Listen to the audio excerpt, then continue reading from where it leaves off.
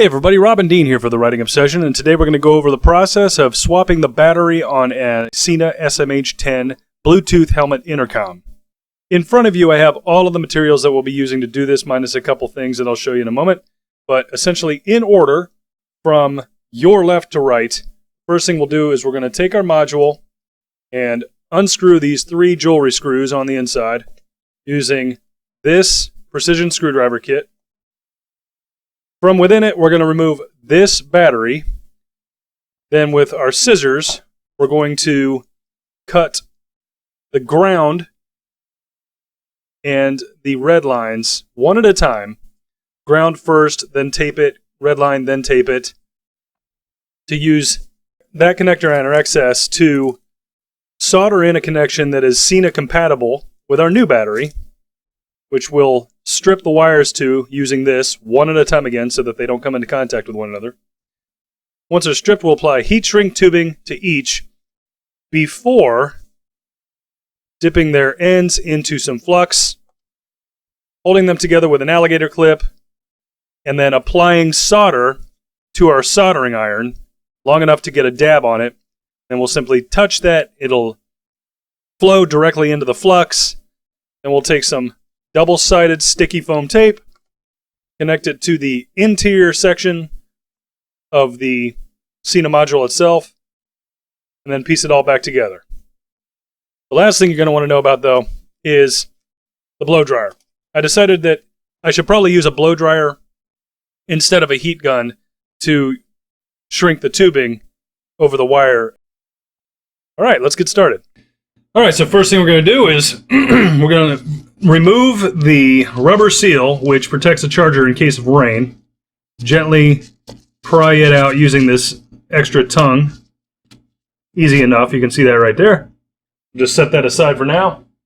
And now with our T7 Torx bit, it's a T7 Torx bit, we're going to remove these 3 machine jewelry type bolts.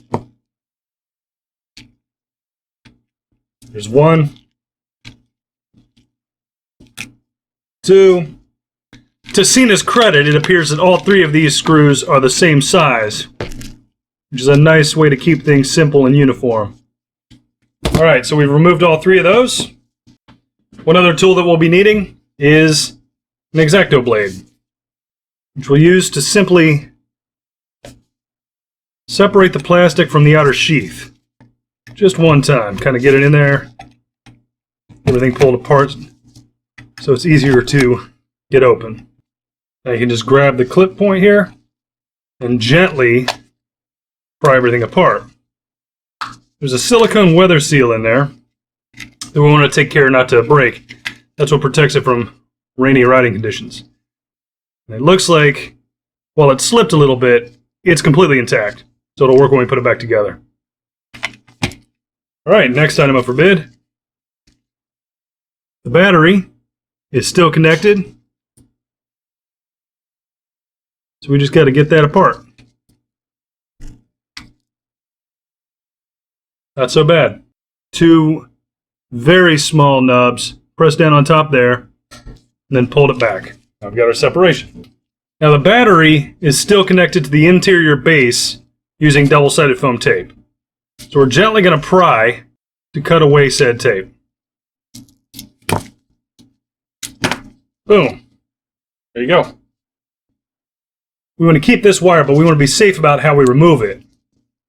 The first thing I'm going to do, I'm going to cut the positive, I think, in this case. I decided to cut the positive first. Done. Take a small piece of electrical tape.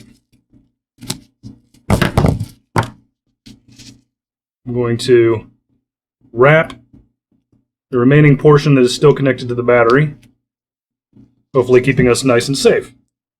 Now I can disconnect or cut the ground without any fear of fire. We have our part. Next I'm going to open up our new battery, and good for us, they've actually already taped over the positive. And very carefully, I'm going to take this wire from the Molex.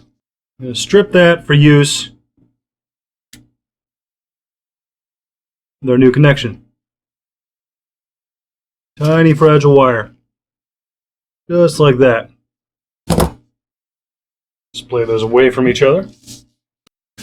I'll lose my gloves so that I can get a little bit more careful. Next step, I'm going to cut some black heat shrink tubing to match the black wire. I'm going to slip this over the longer side.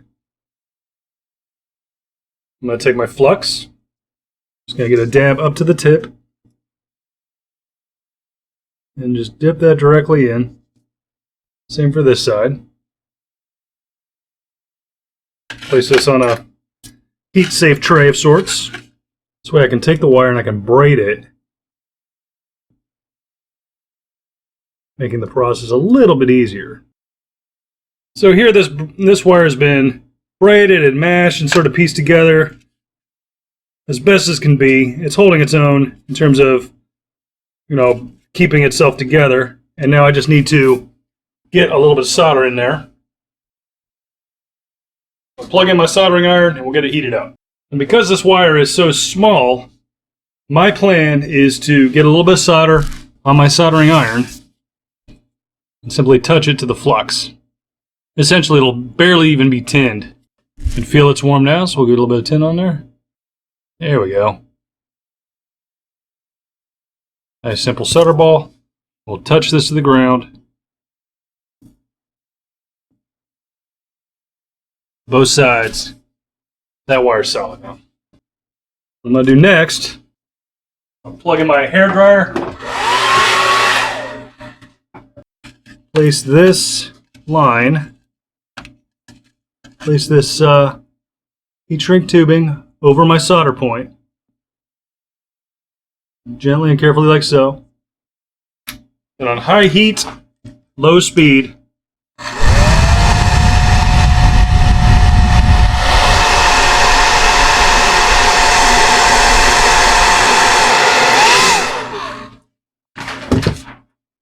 just jacket that wire like so. And after all said and done, I may go at it with a heat gun just to make sure, but I think otherwise we're in good shape. Now on to the positive. Okay. A bit more bare wire to work with. Next we will cut some heat shrink tubing again. Run it over the longer side so it's easier to manage. Out of the matter there. Braid these two lines. Do a little monster mash on the cable itself. And set her down. Once again, it's all about the flux.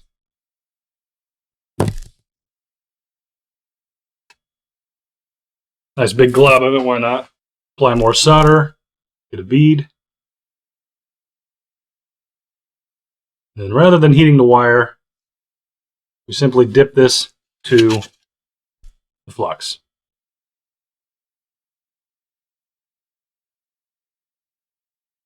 We've got wire. Go ahead and disconnect my soldering iron. Now, just as before, carefully take our heat shrink tubing and jacket what we've soldered for better uniformity.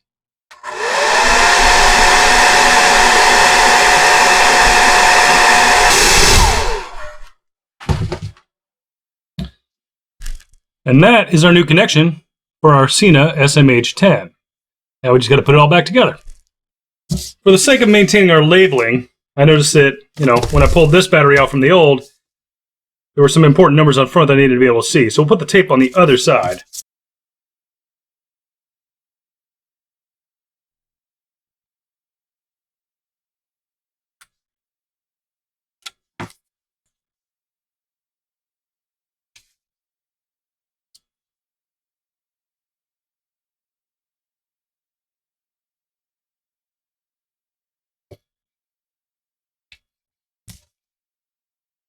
Not bad. Now we'll just place back the weather stripping to make sure that we are rainproof, because any true sport touring motorcycle enthusiast knows. All right, got our water seal going.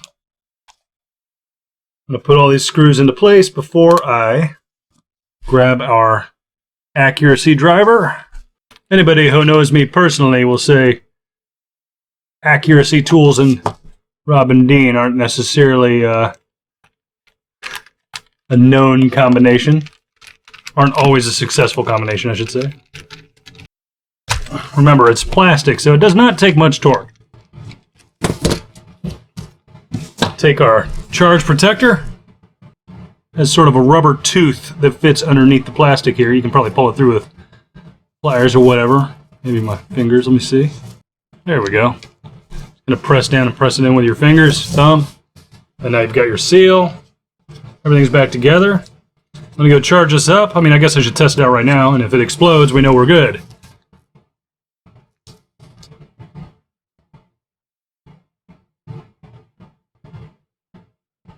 There it is. I'm gonna go charge it up. So there you go. A quick and dirty lesson on how to swap the battery for Sena's SMH10, the original version of it, that is. Again, it's 3 screws. Remove the charge port rain seal, water seal. Gently pry around the edge. Pull everything apart. Disconnect the old battery.